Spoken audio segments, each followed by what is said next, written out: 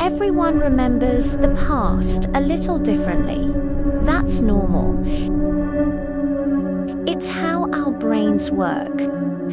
A different song was playing. The walls were a different color. You were wearing a blue shirt, not a green one. These small differences are just part of being human. But this story isn't about those small, harmless discrepancies.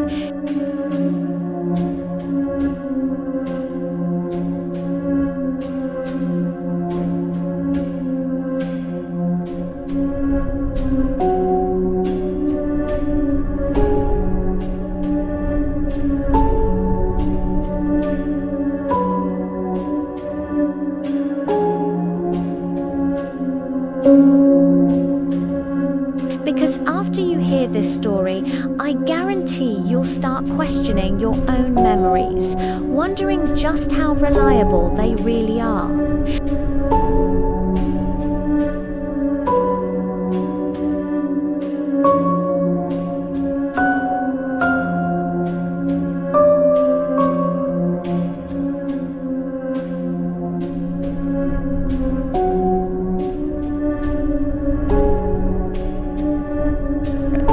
That much they agreed on. But as they started to talk, to reminisce, the similarities ended abruptly.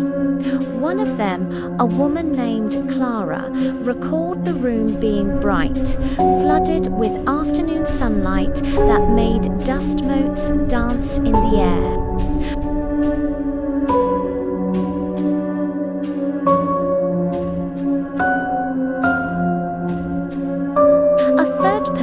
Remembered echoing laughter, a celebration of some kind. Yet another remembered a heavy, suffocating silence. At first, they joked about it.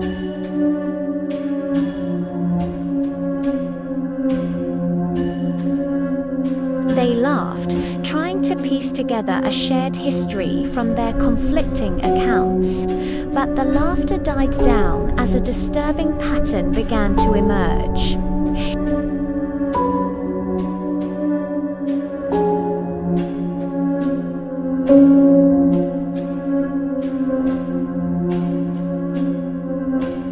It was as if they hadn't been in the same room at all, but in different realities that had somehow converged on this one single point in time. The air grew tense. The friendly reunion was over. Something was deeply, fundamentally wrong here. They decided to try and find some common ground. Just one detail, something simple and concrete they could all agree on. Where were they standing that first time? Who was the first person to speak? What were the first words said? They went around the circle, each person sharing their version, but there was no overlap, no agreement, and a strange thing started to happen. The more they talked, the more confident each person became in their own version of the past. They weren't unsure or confused anymore. They were absolutely certain. It was as if speaking the memory aloud was reinforcing it, carving it deeper into their minds, making it more real than reality itself. The others weren't just mistaken, they were lying.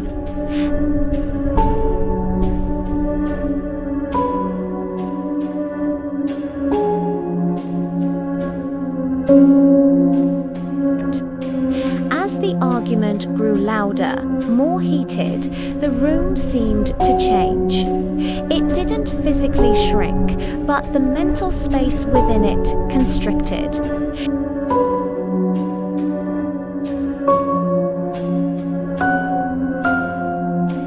With every insistent claim, no, the table was over here. Or you were the one who broke the silence. Someone else in the room would flinch, their own conviction wavering just for a second.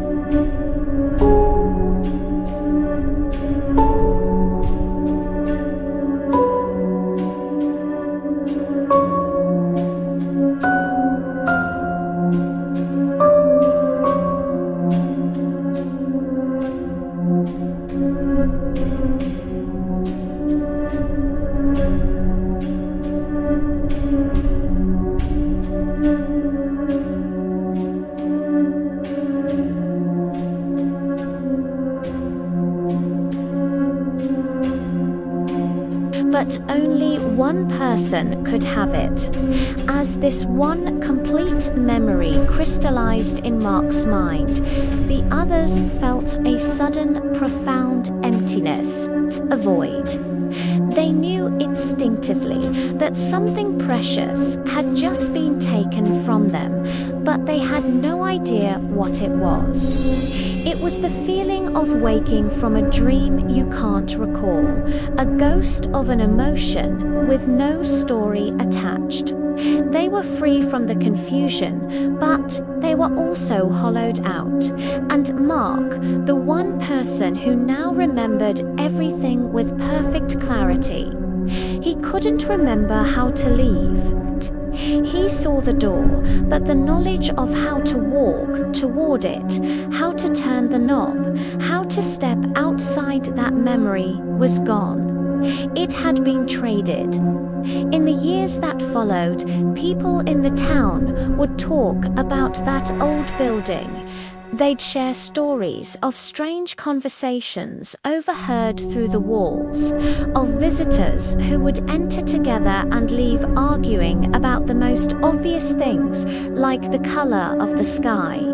But no one ever mentioned the man who stayed behind. No one talked about Mark because no one remembered him. His friends, his family, the people who had entered the room with him, his existence had been neatly erased from their minds, traded for their escape. No one remembered him at all, except perhaps the building itself, which now had a perfect, complete memory to keep, all to itself. Some places don't erase you entirely, they just let others forget you first, which, when you think about it, might be the same thing. If this story made you feel a little uncomfortable, a little unsure of the ground beneath your feet, do me a favor and like the video. And if you want more stories that explore the dark corners of the mind, subscribe to When Lights Out. We have plenty more to share. Thanks for listening.